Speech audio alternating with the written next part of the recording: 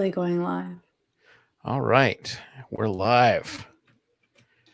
Alive. It's All right. alive. Let's get going. Dangerous. Good afternoon. It's Friday, December 4th, 2020, and today we're going to talk about all things Apple because this is the iMore Show. Joining us today is iMore Show's expert therapist of anxiety-videos.com, Georgia Dow. Thank you.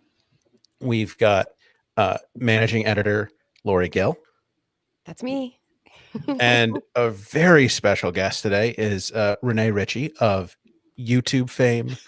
It's this little video site, YouTube. That's youtube.com/Renee Ritchie. And I, of course, am Joe Keller, assistant managing editor of iMore.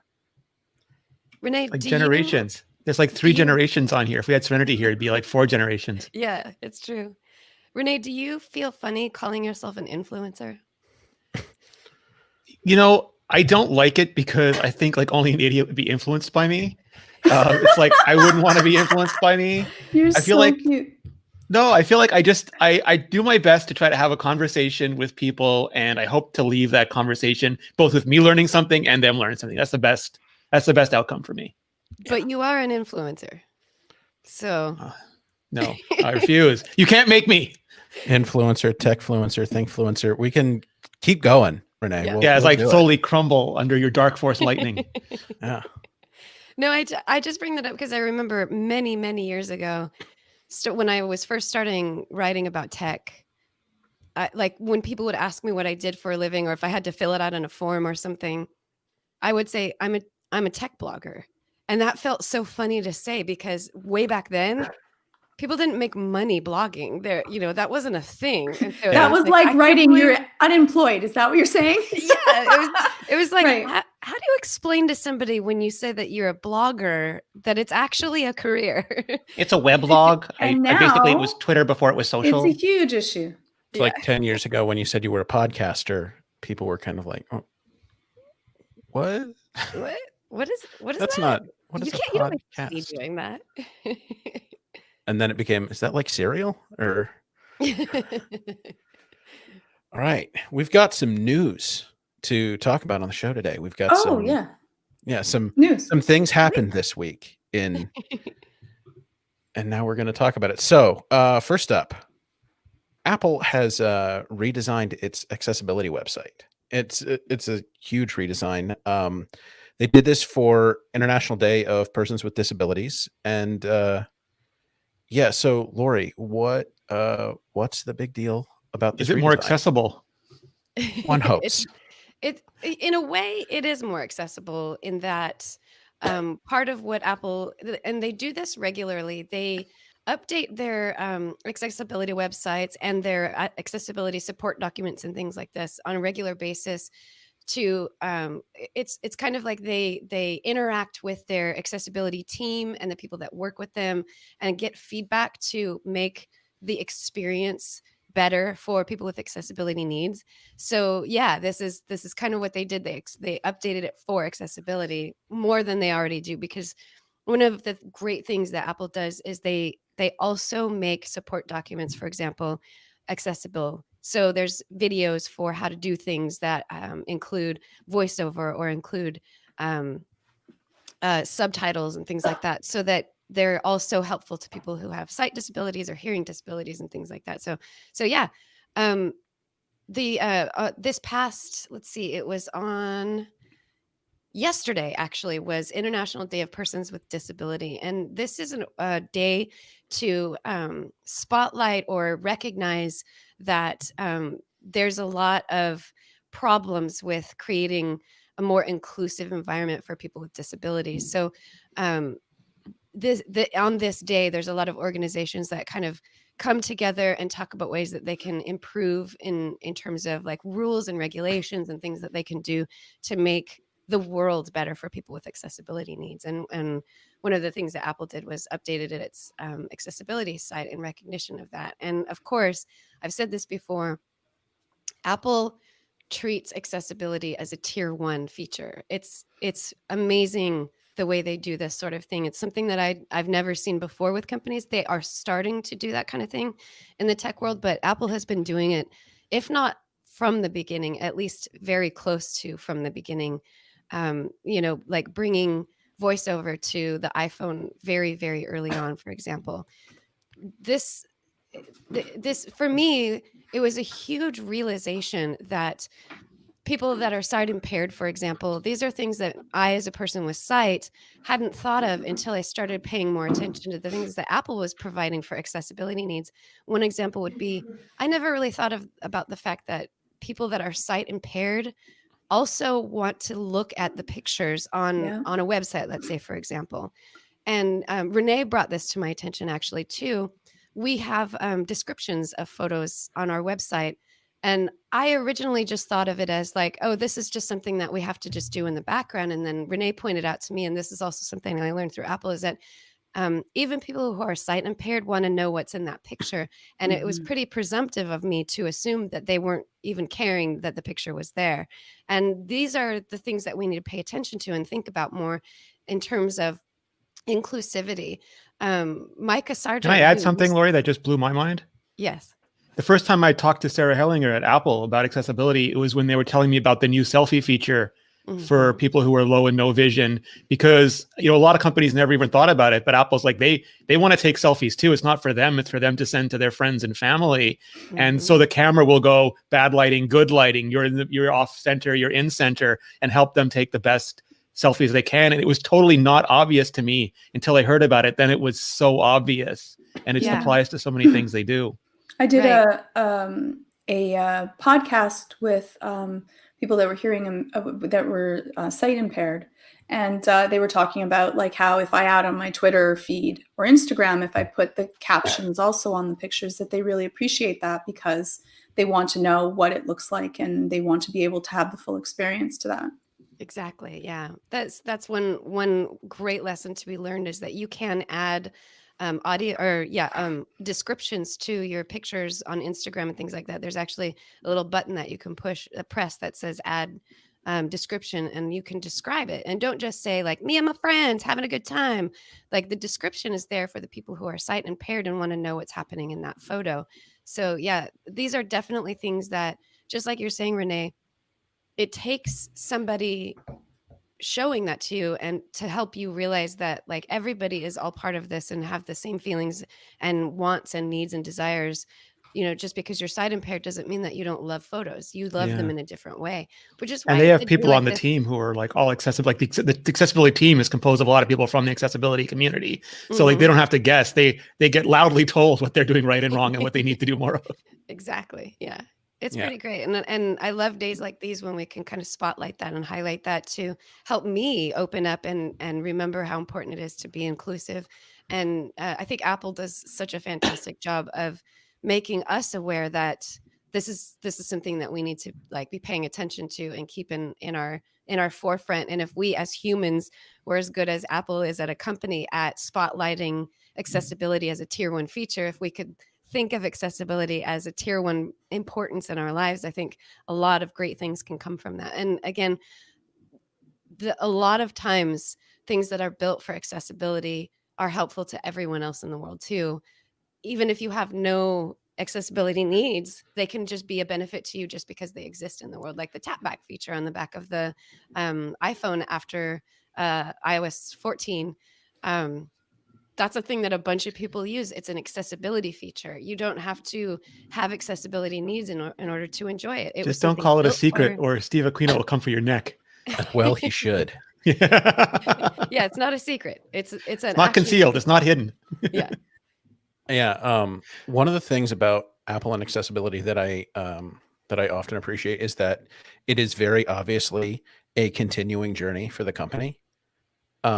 Like last year, the thing that's in the past couple of years that really sticks out to me, last year they did basically a complete overhaul of their voice control system, and they brought the full accessibility voice control suite to iOS and iPadOS as well. And it's not just helpful, it's also very, very impressive on a technological level. And then it's also what might feel like a little thing to some of us. Accessibility is now a top level menu in the settings app, which before it was buried in general. Now it's right there. Graveyard of settings. Yeah, you got to, all the settings that Apple doesn't know what to do with, they keep in general. Yeah, so I'm continually impressed by their work. Absolutely. Yeah. It's pretty fantastic. And yeah, I think, Joe, you're definitely right. I'm actually kind of surprised that accessibility wasn't on the big menu, the main menu all along, because it's such an important feature to so many people, and having access to it so much faster and easier is definitely good. And frankly, I think it should be at the top of the page, just under your Apple ID, because that's make it easy, make it easy for everybody to see and find. I also want to point out George's little attempt at parcel tongue didn't work there. Joe was not attacked by a giant snake. Sorry. I apologize, everyone. Or was that the language of Mordor? I can't tell them apart. I'm not fluent. I'd be Slytherin. I know I would be Slytherin. I know. Little Ashnaz. Luke. That's me. Joe apparently knows parcel tongue too. No, that's the black speech of Mordor. This is the black speech of Mordor. Okay. Yes. Oh yes. We are Even OG fantasiists. We are hella nerdy. Joe is actually a Sindari name, but he's not going to tell us about his dark history in Numenor. Yeah, we're not gonna dive into that. So moving on from Apple's accessibility website, there's another big piece of news that happened really just last night, this morning, and that has to do with family sharing and subscriptions. So this was announced, I want to say back at WWDC, and it might have been a very small announcement, but Apple is now allowing people who are in the family sharing system to share subscriptions, in-app subscriptions, with their family members. Before, everyone had to have their own, but now they're up for grabs for the family, and it's optional, and it's per app. So all now, the fake Joe, kids for all the wanna journalists ask finally Joe have then. subscriptions. Yeah, Joe, how do you feel about this? Isn't everyone fighting? Now everyone's going to be fighting everyone. That's just my thought. Yeah. Now you're just going to have a huge fight where you have to choose, nope, just not going to do it, or you're going to have angry people. Well, as someone who's only ever created fake digital children for the purposes of how-to guides, I don't have a lot of feelings about this. Okay. I mean, I'm theoretically fine with it, but again, this doesn't affect me. Yeah, I think this is great. I really, for the sake of developers, I think this is huge, because a lot of developers have wanted to offer subscriptions for families and haven't been able to have the opportunity because the mechanics of it weren't done easily. Like there are some ways that you can get family subscriptions where you go to their website and it's complicated and confusing, like that can happen. But being able to just have a family subscription right inside the app, developers can create this other tier now. So for example, let's use Fantastical, for example, because I think we all use it. We all love it.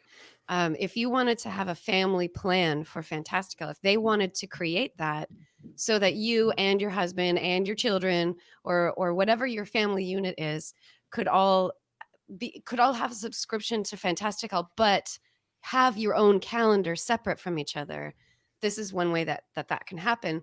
And this, I remember, it was kind of a big deal when Apple first started offering family sharing in the first place.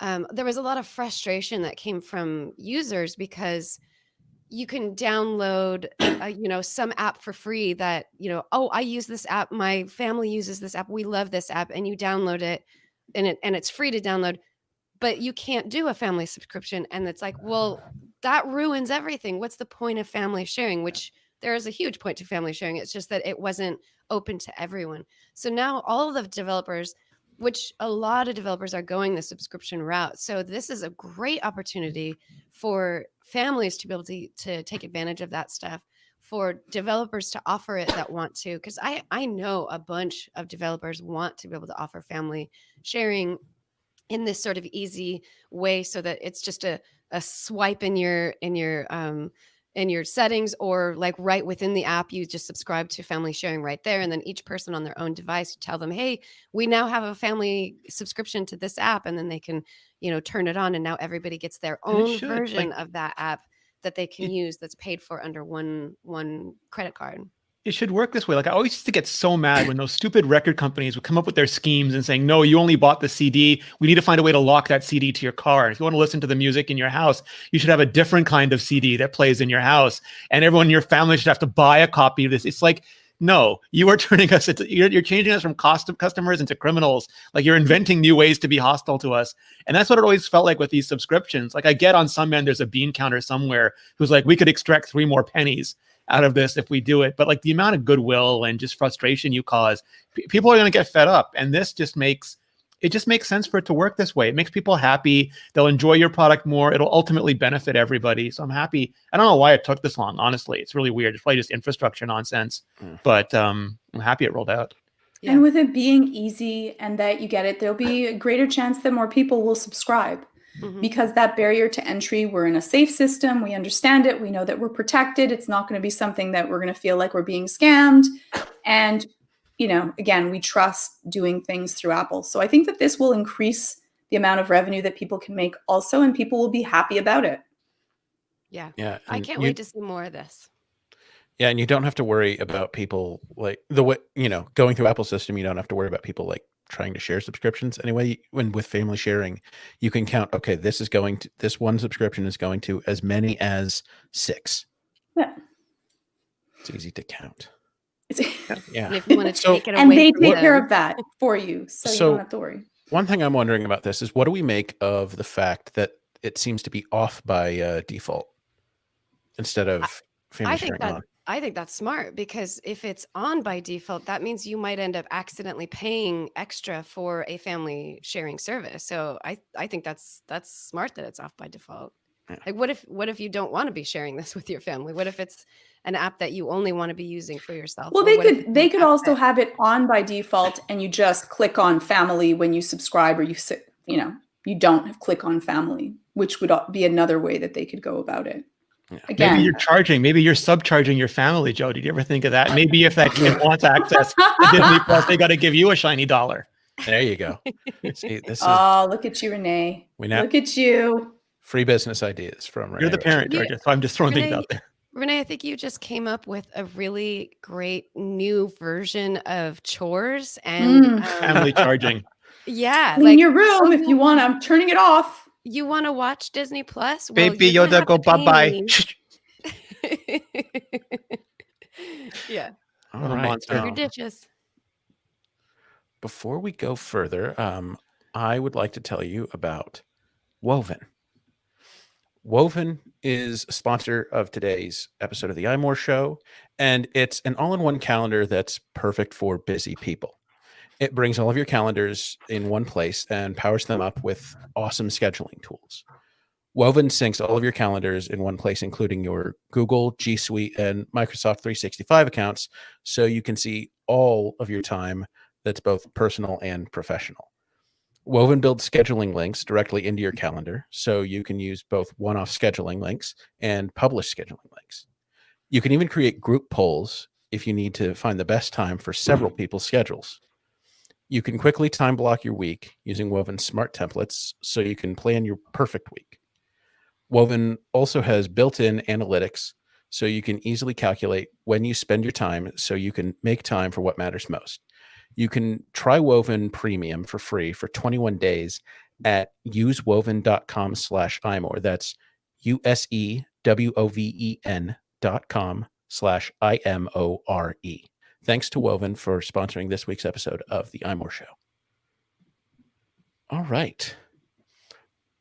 The hits just keep on coming this week. Apple has released the long-awaited Magsafe Duo. Mm-hmm. I just pre-ordered mine, or not pre-ordered it. I just ordered mine. Yeah. And mine went missing. I suddenly have one. All right, so I want to hear your opinions on this. I've actually heard Renee's opinion, and I want to hear Georgia, since now you've had a little time with it. So first, let's hear Renee's. What do you think about this Magsafe Duo? So I have a guess that Apple actually designed this, an informed guess that Apple actually designed this a couple of years ago, and it was meant to be a premium travel charger for people who were really bought into the Apple ecosystem, like had an iPhone, had an Apple Watch, and just wanted something easy that they could throw into a bag or throw into a pocket, take with them on a trip, and use. And then the world started ending in 2020 and nobody traveled anymore. And there was no way they could market it at that. So they had this really awkward thing where it's like, yeah, we've got a Duo version as well. It sits on your coffee table and flops around a bit. It folds. We don't know why it folds. So it ends up looking like a super expensive charger that really doesn't do, like, it doesn't charge as fast as either one separately, takes up more space, and is wibble wobbly. And all of that is true. My main gripe with it is that it like the original MagSafe, it is a charger that does not come with a plug, which to me is unforgivable. Exactly. But I think if the world stops ending, there are people, and I saw them all over Twitter, who have a lot of disposable money and just really care about convenience, who don't care about the price and will just buy this. Georgia? Fair. So I've been using it for about 3 weeks now. So when I got jacked early. I got it a month ago. Yeah, there we go. You got to look at it and then it disappeared. What happened there? Why is my purse so heavy? So I really wanted to like it quite a lot, and I still use it. But I still use it more because I'm lazy than because it is useful. I still use for my watch to be charged. So what does it look like? It's like two little tiny squares that are next to each other, and they fold, and they're magnetic, so they stick together. And then you can put your phone on it on one side, and then you can put your watch on the other. But to be able to see my watch, I like it higher. And so I already have a charger for my watch that lifts the watch up a little bit higher, which I like. I think it's by Griffin. Anyways, it's quite nice. It's easy and simple, and it just attaches that way.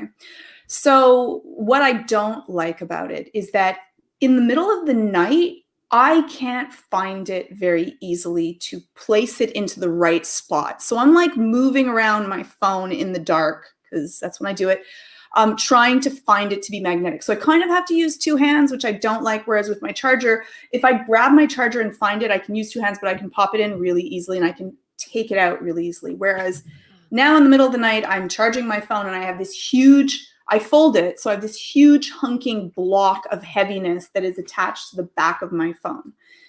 Second thing that I don't really love about it is that to unattach my phone in the morning, I still need two hands because it's magnetic, so it sticks to it. Whereas before I could just use one hand and go bloop, like I could use one hand and pop the charger off, and now I have a free phone. Now and before I figured out to to flip it back over, I'd have this little floppy bit when I was looking at my phone. So I'm on it and it's going bloop, bloop, bloop, bloop, which was annoying and kind of drove me crazy. I didn't know where to place it. Can't have your watch being charged at the same time because your watch would flop around and fall out. And so I don't think I'm alone with charge. Like when you pick it up and hold it in your hand, but it's still attached to the magnetic charger. I usually am like at the end of the day, I've wasted my phone. So I'm charging at night when I go to sleep. I'm using my phone at the same time, and I kind of don't want to have to worry about the charge dying and then finding it in the middle of the night. So I'm charging while I'm using it at nighttime. And so in the morning when I want to just pop my phone off and no longer have it charged, I have to use two hands. And I find that it's not heavy enough to stick down on anything. And I thought about taping it down somewhere so I could just pop it on and pop it off.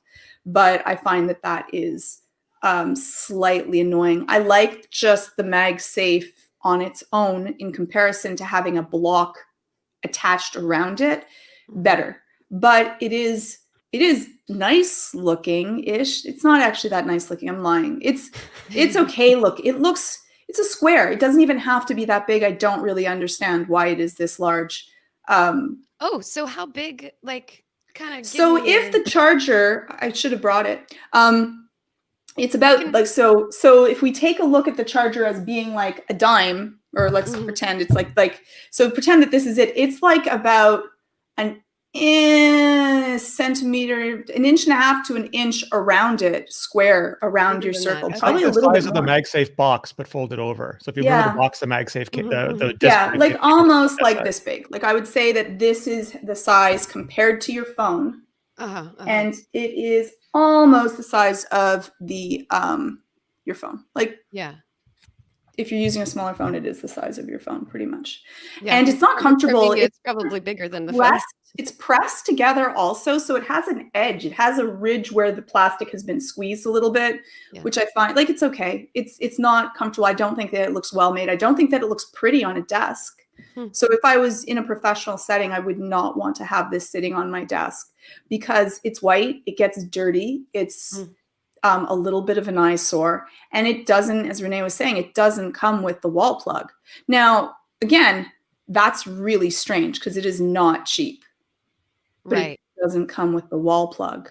Mm-hmm. Yet does the single one come with the wall plug, Renee? Nope. No, the only thing that comes with the wall plug is the HomePod Mini. Yeah. Right. And For in $100, other which is places, cheaper than this. yeah, get that instead. And the weird part is that there's parts of the world now, like France and Brazil, where they're forcing Apple to put accessories inside of the box and the charger, the charging plug to be put into the box, which so even their attempt to cut back on the environmental impact. Let's just say it. Come on, no one believes that. No one believes that. Yeah, no one believes that. It is such a horrifically bad. If they wanted to, they would make sure that the assemblies were not glued all together so that we couldn't, and they would make the phones last forever. They would do all kinds of other things that would be much more environmentally friendly than make us have to pay like we're getting a charger and we don't have the wall plug that's attached to it, to a wall plug that no one has. If Renee does not have a whole bunch of them, no one has a whole bunch of these wall plugs. I used to have more than I have now. Because now they're all being used for the things that you didn't have one in the box for. No, probably not. I got on the phone and I was like, if you want to return my wall chargers now, I'll forget about it. None of this will have ever happened. But if not, I have a set of skills. I will hunt you down. I will find those chargers and I will take them. Yeah, Renee's looking around one day. I can't what charge happened? a thing in this house. There was one here a second ago, and there's like dust on the table with a little tiny space that doesn't have a little triangle. It's just like a puff of dust from the wake of you taking it, Georgia. Right, exactly. So I think I don't have it. I get it next Tuesday. I ordered it for delivery because there's no way I'm going to go pick it up in a situation like this that's so dangerous to leave your house. So I'm having it delivered next Tuesday, and I think all of your arguments for why it's not good. The most important one, honestly, I think being how expensive it is. I think that's the one thing that's hard to swallow when you see $129 for a dual charger. It's a dual charging pad, and those exist in droves by a bunch of different organizations, and they have for many convenient, years. And like you can take it with you, and it fits all your Apple stuff. That's a huge selling point that they just can't make in 2020 right now. And that's what I was going to say, Renee, is that for me, part of the reason why I just went ahead and spent a lot of money on it had to do with I like how tightly it folds up into a square that I can shove in my fanny pack or my backpack. I knew it. I can fit that in. It might be big, but I could fit that in my fanny pack. So it's going to the fanny pack. You're jumping on the corporate shuttle, and that's it. That's the new lifestyle. Exactly. So for me, I think the fact that it is portable, so that someday in the future this will become a huge advantage for me to use. I especially like that it's an Apple Watch charger and an iPhone charger, because at night when I go to bed, those are literally the two things that I'm charging on my device, on my charging pad that I have right now, which I have one of Nomad's charging. It's one of their Trio charging devices, which has a place for your Apple Watch a vertical place for your iPhone and then a flat pad for whatever third thing that you want to charge. I can't use the vertical charger anymore because my iPhone is so small that it doesn't match up with it. So I've had to start Oh. laying the phone on the charging pad part of it. Thank goodness there was 3 spots because I'd had to get rid of it and get another one, but I have that one now. So I like the idea of something that has like the 2 things to charge, your charging pad and your Apple Watch. I think what it sounds like, the fact that it's too light, on the one hand, that should have been something that maybe Apple had thought to consider, is that you don't need a big footprint, but you need a heavy footprint. But they also were probably considering that this was not intended to be a thing that you leave on your desk all the time. So they probably thought, let's make it as light as possible and not worry about having it be like something that stays, set on your tabletop, because it's not intended to be something that people use constantly all the time. So interesting.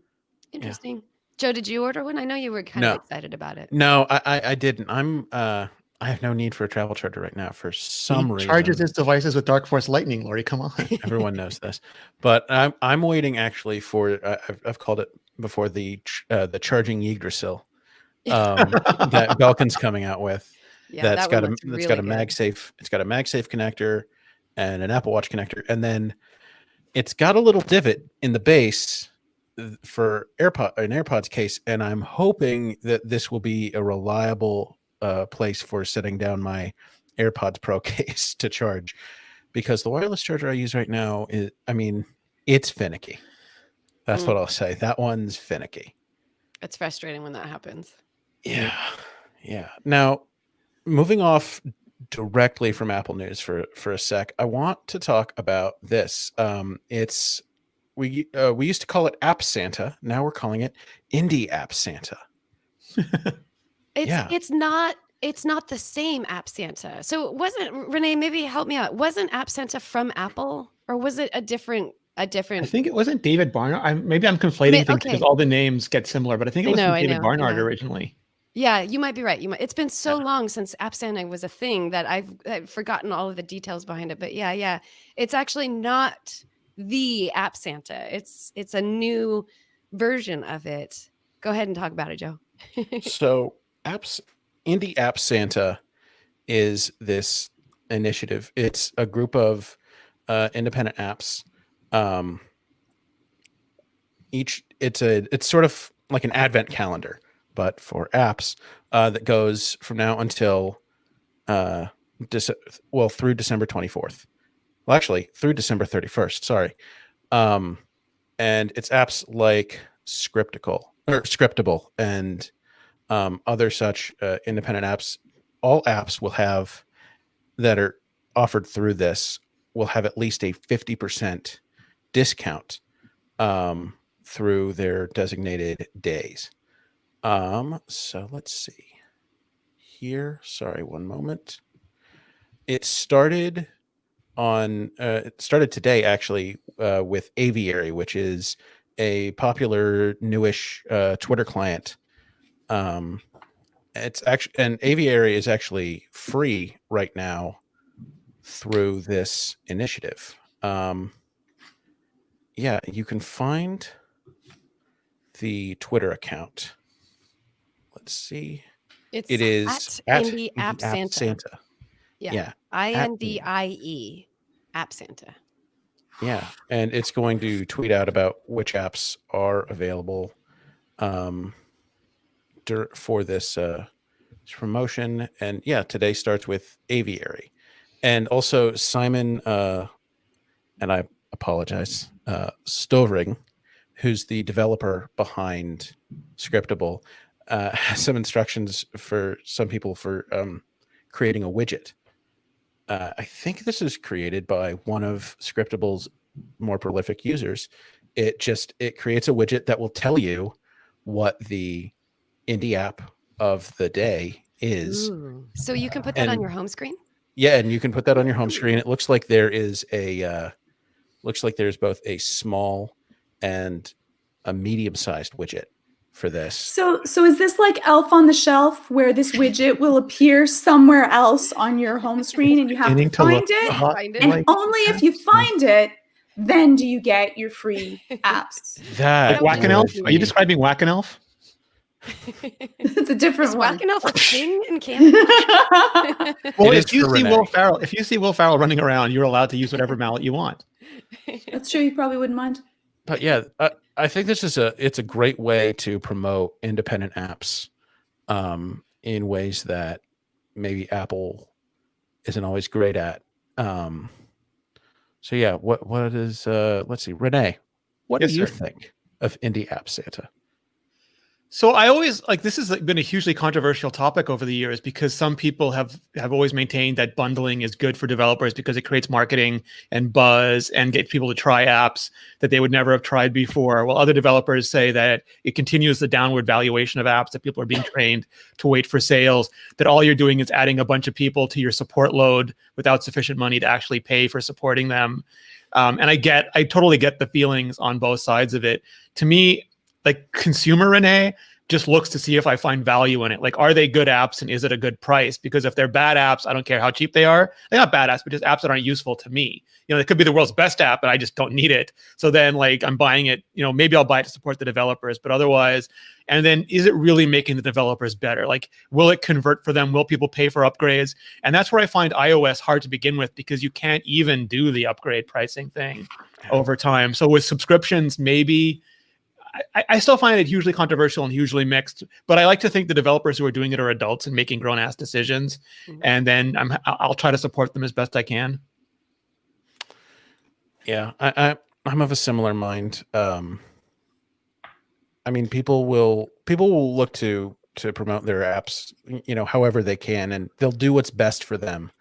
And I think things like Indie App Santa are a great way to raise awareness of apps that maybe you haven't heard of before, or maybe apps that are sort of, maybe they're known in a smaller part of the Apple community, but the wider world isn't really paying attention to just yet. Yeah.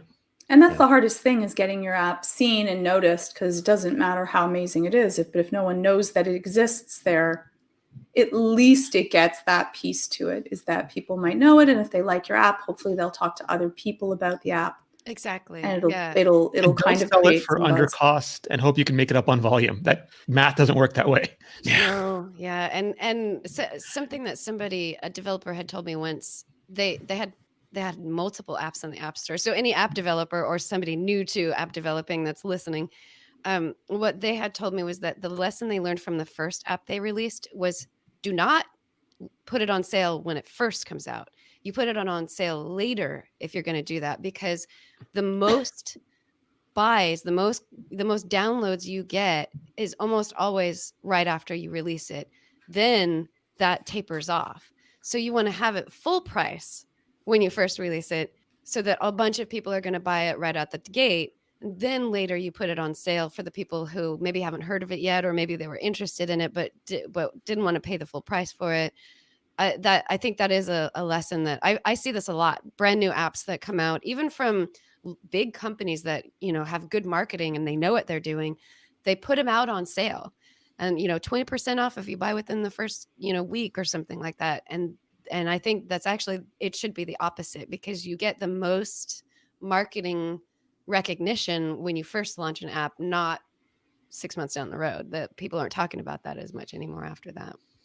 From a consumer perspective, I love free apps. I love free games. I love them. I love them, love them, love them. Even if they're not good, I just love them. I eat it up. It's so exciting for me. Ooh, I get to do this thing for free. How fun. So I think there's probably a lot of people like me who's like, yeah, give me free stuff, or super cheap, depending on what it is. And Georgie, you had pointed out, I do think this is true, is that like that becomes sort of like the grassroots word of mouth discovery. So if it's free for one day, let's say this app, Avery, free for one day, we all download it and we use it and we like it. And then we tell our friends about it, and then it's not free anymore. And they're like, ooh, I don't even know how much it is, but let's pretend it's $5.99 normally. And they're like, ooh, it's $5.99 normally. And you're like, no. This is that good. And then they're like, ew, I don't know. I don't want to spend that much on an app I've never used. And then you buy it for them as a gift because it's that good and you want them to try it. So I think it's good marketing to give things away for free sometimes for app developers, not all the time, because you don't want to devalue your work. But I think having like a big sale is a great way to kind of get people aware of your stuff and recognize it and try it out and see if it's worth sharing with each other. Absolutely. And it does make it's fun, right? So now Yeah, you're I love it. downloading this Free app to stuff. take a look and see what kind of treats happen to be for today. I think it's a brilliant idea. Yeah, and it themed to this season, Christmas should be a time of like fun and giving and also getting. And yeah, just it centering it around the holiday season makes it all the more fun, I think. Just that little extra bit. Before we move on, I would like to tell you about our other sponsor. This episode of the iMore Show is also brought to you by Fight Camp. Most workouts aren't really that fun. They're kind of boring. They're kind of a slog. You kind of have to get through them. Fight Camp wants to fix that. One of the more engaging and exciting kinds of workouts you can engage in is martial arts, boxing and kickboxing, for instance. And that's exactly why people are really excited about Fight Camp. Fight Camp provides boxing and kickboxing workouts and classes that keep you interested and learning and motivated. It aims never to be boring, and it's always a level of challenge no matter what your current skill level is. It's for beginners, it's for intermediate, it's for people who know what they're doing. It sort of brings a boxing gym into your living room with a technological twist. They provide you with gear, access to top trainers, and new sort of tech that tracks your punches and everything you need to get started with a great set of workouts. The boxing workout has always been ranked as one of the best ways to get in shape, stay in shape, and it's also a lot of fun. It combines both cardio and strength training. Basically, Fight Camp brings boxing and kickboxing to you, putting a gym in your living room, and you get to virtually fight with hardened trainers in a way that combines cardio and conditioning in a full body workout. It comes with the gear you need. It has a freestanding punching bag, quality boxing gloves, hand wraps, and even a proprietary set of punch and kick tracking sensors that you can wear that will show you real-time progress and stats on any iOS device, so that's your iPhone or your iPad. And once you have all this gear set up, you can choose from one of the 6 trainers that they have as part of Fight Camp that have real fight experience that'll lead you through workouts that are 15, 30, or even 45 minutes. And they're structured like a boxing match: 3 minutes of work, 1 minute of rest. In participating in Fight Camp, you get to learn a new skill and keep getting better at it. There aren't a lot of other workouts that can boast that sort of thing. They're one thing. With Fight Camp, you learn new techniques and different skills. Like any martial art, Fight Camp offers a long-term journey of learning your art and improving at it. The app comes with over 600 workouts and tutorials for beginners, intermediate, and advanced boxers and kickboxers. And they release around 12 new workouts every week. So every week you're getting a drop of new things you can do. If you've mastered all 600, get at least 12 new ones every week. It also works on motivation and keeping you engaged in the program. The new tech that Fight Camp uses tracks all of your punches, and it can measure things like speed and volume and your actual overall output. And you can compete on a leaderboard with people around the country. including strangers and your friends. With the recently released Versus mode, you can challenge anyone who's part of Fight Camp to a workout and then go head to head and see who wins. This brings out the competitive nature in everyone and makes you work out so much harder without you even realizing it when you're trying to beat someone else. We're coming up on the end of the year, and Fight Camp can actually make a great holiday gift. It's great for anyone who wants to take their fitness to the next level, and for anyone who might have struggled finding a workout that just works for them. It's also a gift that can be great for the entire family. So this week, Fight Camp is offering flexible financing for as low as 0% APR and $0 down. And right now, as a limited time holiday offer, get free shipping and a gift valued up to $109 with every Fight Camp package. Just go to joinfightcamp.com. That's joinfightcamp.com/iMore /IMORE. That's right. Get free shipping and get a gift valued up to $109 with your purchase. Bring an authentic boxing and kickboxing gym into your home with Fight Camp. To get your free gift, just go to joinfightcamp.com/iMore, joinfightcamp.com/IMORE. Thank you to Fight Camp for sponsoring this week's episode of the iMore Show. I'm going to say something that nobody wants to hear, but if you're listening to this and not watching it, go to our YouTube channel and watch this advertisement. It's worth it. Don't do that. Please don't. Don't do that. No, I know how Joe is doing this because I do this. You were not looking at us while you were reading the sponsorship, Yeah. right? That's Joe missed absolutely- everything We're that just- just We took place. We had a whole Sad. Jackie Chan Royal Rumble while you weren't looking, Joe. With the There small were punches, there appearance were chokes. from I believe Lori poked me in Baby the eye. Yoda. I definitely got hit in the eye once. all across the internet. I missed out on a Georgia fight. just yelled Rochambeau, and then we all went down. I don't understand. All right. Yeah. So, speaking of fitness and getting in shape and staying in mm. shape and home workouts especially, it looks like Fitness Plus is maybe coming pretty soon. Apple's subscription fitness service is supposed to go live by the end of the year. It's going to have a free trial for, I think it's everyone who got a new Apple Watch starting this fall. So like an Apple Watch SE or Apple Watch Series 6, you get a free 3-month trial of an in-home workout program. Really, you get intermediate, or you get beginner, intermediate, and advanced levels of workout videos led by a team of trainers from Apple. It's a whole curated workout system. Some require very little equipment, others require no equipment at all. And it's going to be on Apple TV, iPad, and iPhone, and connected to your Apple Watch. So, yeah, why do we think Apple Fitness Plus is coming soon? So my prediction or my guess is, and this actually relates to something else that's on our list to talk about, is we keep hearing this rumor that Apple is going to release one more thing before the end of the year.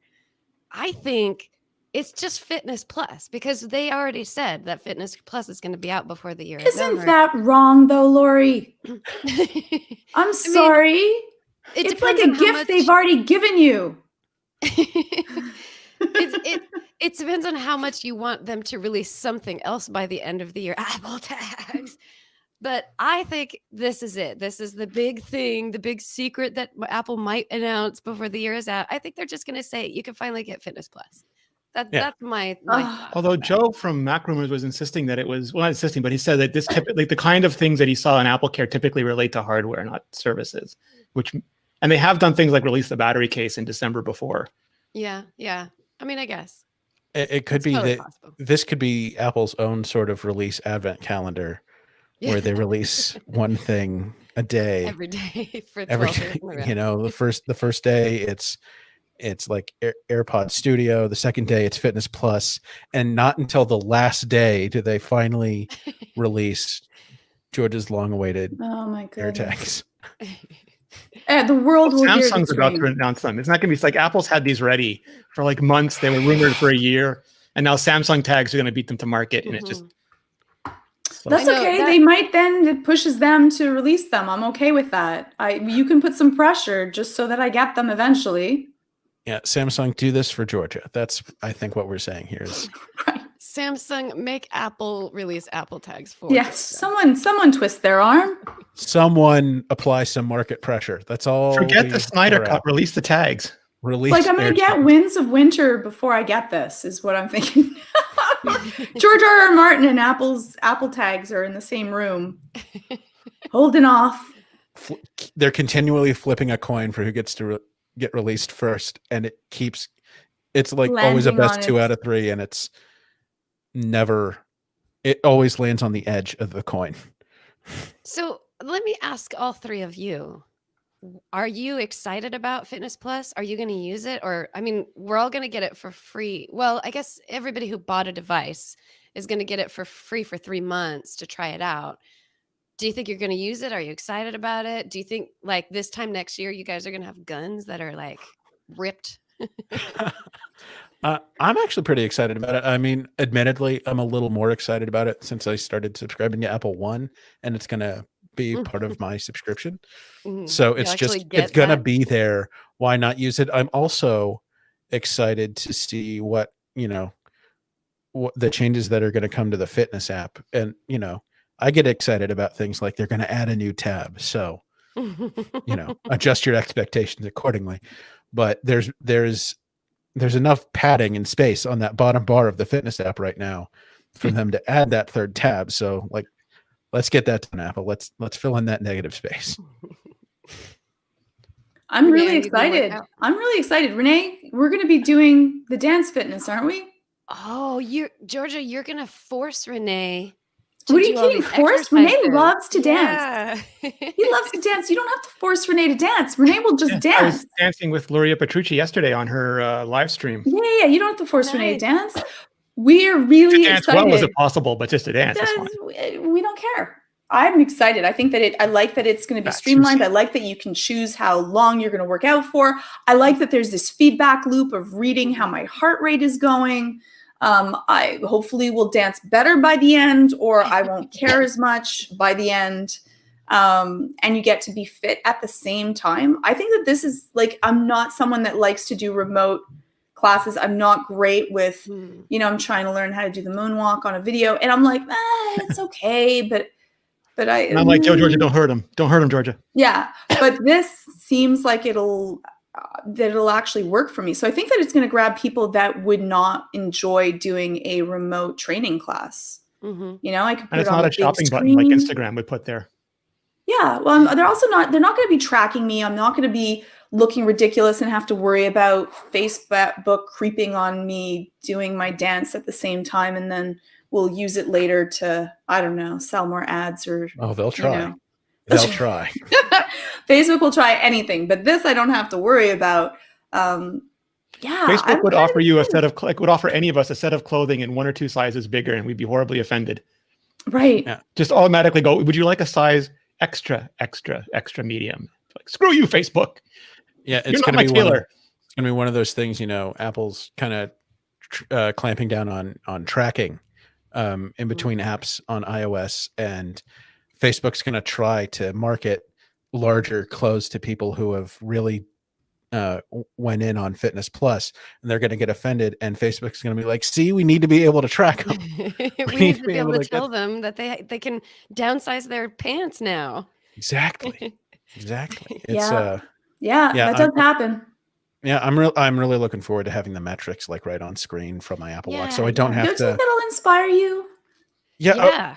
I will like not having to like feel the compulsion to look down at my watch and look at my rings, and the times when the sensor doesn't quite get that you're twisting your wrist, so it doesn't light up the screen. Or have you filed a radar for lightsaber training in Fitness Plus yet, Joe? Oh yeah. Yeah, I need to do that. That's something that let's get on that. Yes. Everybody file a radar. Oh, I'll file the radar and give you the number. Yeah. Give Lori the number now. All right. So we're coming down to the end of our hour, but we would be remiss if we didn't acknowledge that we're saying goodbye to one of our own. Lori? Yes. This is my last episode of the iMore show, and this is also my last day as a managing editor for iMore. I'm moving on to a new experience in my life. I'll be writing scripts for Apple Support's YouTube channel. So go subscribe to Apple Support's YouTube channel Like right and now. subscribe. Like and subscribe. Smash Hit that button. hit that dingy bell or ding that bell or however Renee likes to word it. Because I'll be one of the people that helps write the scripts that go out for that. So that's where I'm headed next. And it's sad. I'm sad that I'm leaving. I'm sad that I don't get to be a part of iMore anymore because it has been an absolute wonderful family to be a part of. And my coworkers at iMore are so passionate and love Apple so much. And it's been so great to just kind of grow and learn with them and get better at my job with them. And they're going to keep going super strong, and they're going to be just fine without me because Joe Keller is also going to become the managing editor of iMore. So I'm stepping down and he's stepping up, and it's really just going to be fantastic. You're going to love iMore even more without me. Gloves are off. Joe is going to bring the house down with iMore. Admiral Keller. I don't know that it's possible to love iMore without you there, as much as we already do. But I know, Laura, you've gotten messages for, a couple weeks now from everybody, they're telling you how much they're gonna miss you, and it's the truth. I'm gonna miss you so much. I'm gonna miss working with you so much. Yeah, that's what I'm trying to do. I'm trying to make you cry. You are such a Barbara Walters. Yeah, and so the whole iMore team's gonna miss you. We wish you the best of luck. You're gonna crush it. We know this. We know this about you, Lori Gill, crusher of everything. It's what you do, and I'm not going to speak for Georgia or Renee because they're here to speak for themselves. Well, you're going to be with all the friends. Like Leanna used to be on the iMore show and she's at Apple. And Allie used to be on the iMore show and she's at Apple. And Serenity used to be on the iMore show and she's at Apple. And I know this is just a secret plan for all of you to get together and make a podcast that we can't watch. You know how Serenity built that sound booth in her house? Well, all the pieces are coming together. I'm so proud, Lori. I'm so happy. I'm so proud. You're going to crush it. It's going to be amazing. I've not only liked and subscribed, but I've rung the bell. Yes. They chose a wonderful person. You're so talented, and you're gonna have so much fun. And I'll personally miss you. Bug me, please, every now and then, because I'd like to know everything that's happening in your life. But you're gonna rock it out, and they chose a wonderful person to add to their team. And I wish you all the best, and hope that you really enjoy it. And next November, when you send Joe a picture of you with your feet up drinking a Moscow Mule on Black Friday, he'll miss you 1% less. Yeah, might be a little more than 1%. I gotta say, already thinking about it. So amazing, Lori. Thank you. I everybody who's listening, thank you so much for listening to the show. Renee he made this candle bright long before I joined the show and handed the mantle off to me after he moved on. And now it's handed off to Joe. And thank you to everybody who sticks around and listens to us. We have an amazing group of people, and we keep that group going. And look at Joe. Like, this is amazing. He is just the morning and the evening iMore star now. Yeah. Yes. Oh. And exactly, Renee, when you make him cry. Had to leave us as a full-time host of the iMore show, Joe stepped in and has been absolutely fantastic. Yeah. And the show is just going to keep going and growing and getting even better because we all have always loved each other and loved the show and love what we do. And the passion that we have for this stuff is what makes this interesting and what makes this show fun to listen to. So I'm excited for what you guys are going to do in the future. I can't wait to listen to next week's episode. It's going to be weird not being a voice, but I'm excited to listen to other people do this and continue it on. Yeah. It's definitely gonna be weird not having you here. It's gonna be Yeah. so Oh, she'll be in your much comments, fun. Joe. She'll be saying, "Oh, really, Keller? Really? That's your opinion?" Yeah. Let's talk about Apple support. Don't you dare talk about Apple support unless it's good. All right. Well, we've come down to the end of it. Thanks everybody for listening live. We always appreciate it. I want to thank Jim Metzendorf, our editor extraordinaire, who always makes us sound so lovely. Thank you to everyone who hangs out and comments, and thank you to everyone who listens afterwards in your podcast player of choice. We do this because of you. We literally wouldn't have a show if it wasn't for all of you. So thanks for listening as always, and we'll see you next week. This has been the iMore Show. Bye. Bye. Goodbye. Goodbye. Goodbye. Bum, Goodbye. bum, bum, bum, ba-bum, bum, ba-bum, bum.